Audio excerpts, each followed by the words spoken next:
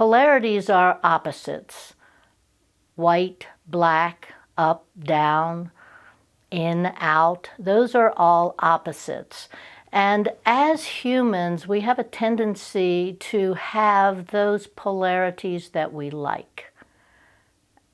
And I pause there because all of us know there's something we like more than something else. And just this morning I was reading in the Science of Mind magazine that a woman was talking about standing in line at the grocery store. And it's actually the perfect example because she was in the line for 15 items.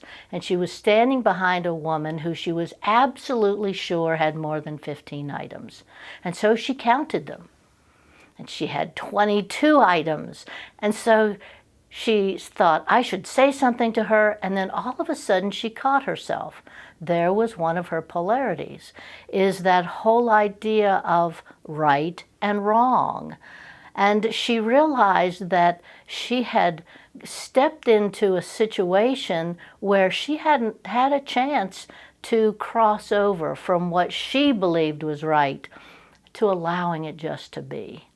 And I think that's so important when we look at polarities, even in our own teaching, Science of Mind and Spirit. We talk about oneness, and oneness is hugely important, but is it the most important thing when it comes to what's happening in the world? Yes, we need to recognize that everyone is connected, everyone is a part of God. But if we don't see some of the inhumanity occurring in our world, then we're kind of playing a game with our true belief system. So in our teaching, our founder, Ernest Holmes, talked about the fact that we are spiritual beings having a human experience, but he said you can get wrapped up on the other side of oneness so much that you see all the awful things going on in the world. And he said, and it's stop and say there's humanity and divinity and they need to work together, and we've got to find a way to make a world that works for everyone. So what we've got to learn to do is move between polarities. So as I mentioned, you can think of all the polarities in your own life or all of the polarities out there in the world right now, all of the rights and the wrongs. You know, are you a cat lover, a dog lover? Are you a Democrat? Are you a Republican? Are you a science of mind, or are you something else in the religious traditions? But what we've got to find is something that can transform, and what I would call the third way. But before we get to that, I'm sure everybody has also noticed that sometimes people get so consumed with their way that they can't see another way.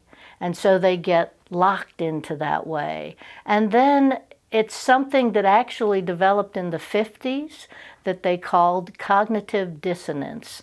And that dissonance occurs when we are not willing to see the other side, when we're not willing to step over into that other side.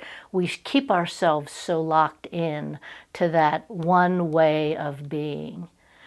So I'm going to suggest that the most important thing that we learn to do in our lives is to step out of that one way or the other, and even do something different than just moving back and forth. Because just because I'm a cat person doesn't mean that I don't love being around dogs. But I'm talking about transforming what happens in our lives and transforming then what can happen in the world. Brene Brown and a newer author, Sean Ginwright, who are both sociologists, speak to this, and they talk about the fact we've got to learn some vulnerability. We've got to be willing to say, to be curious, to say, I don't know. I don't know what the right way is. Does there have to be a right and a wrong way? That we've got to learn how to be vulnerable, and that we need to ask the questions, and that we need to open ourselves up. And we need to get out of that place that says, oh, I think of my mother, I'm going to use her right now, saying, well, I have a right to this kind of opinion because I've lived a long time. And I say, let's not do that. Let's say, what is the best for all? Ask the questions, start learning. Don't be so close-minded, as I say, and be willing to see what can be possible in this world so that we can have a world that works for everyone, not just for a few, or not just for the chosen, whoever those may be.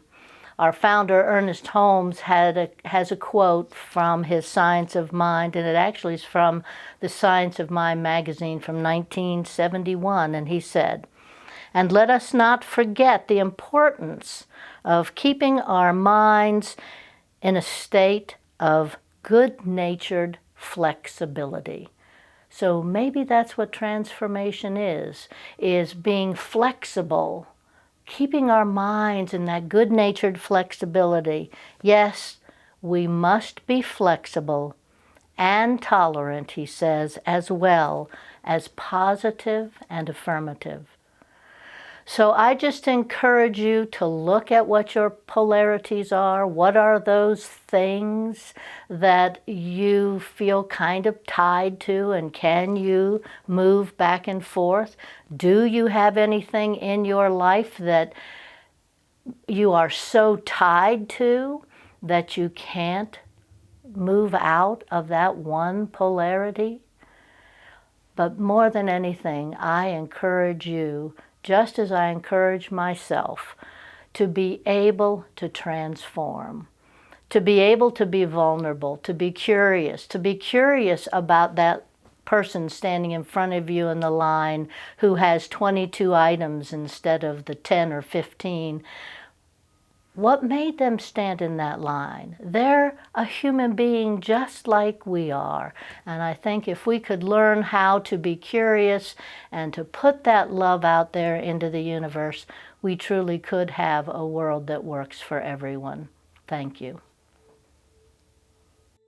So as we settle into this space, this physical space, this mental and emotional space, this spiritual space, we know that there is only God. There is only the source of all. And God is all-knowing, all-present, all-powerful right now, as always has been and always will be. That source, that divine energy, that divine knowing knows all and is always present. And feeling into that and knowing that is true, I also know this is true, that I am one with that. And that source, that divine, lives in me and I live in it. I know that I am one with all of life, all of God, all of Source. And I now speak my word for all of us, everyone, is for perfect health. Knowing that we are all of Source, of divine, of love, I know that there is perfect health. Every cell, every organ, every system is in perfect alignment with the divine expression of each of us. I know that every thought and every word and every action is in alignment with the divine expression that you and I are here to express. And so as we think about and know that that health, that physical health, mental health, emotional health, and spiritual health and connection is true and solid right now, I know that each person hearing this and those that can't physically hear it are totally healthy. Physically, emotionally, spiritually, every cell, organ, and system, every thought, word, and action. And I give great thanks for this truth and knowing this health, and release these words to the action of law knowing that it is done as spoken and even greater. And so it is. Amen.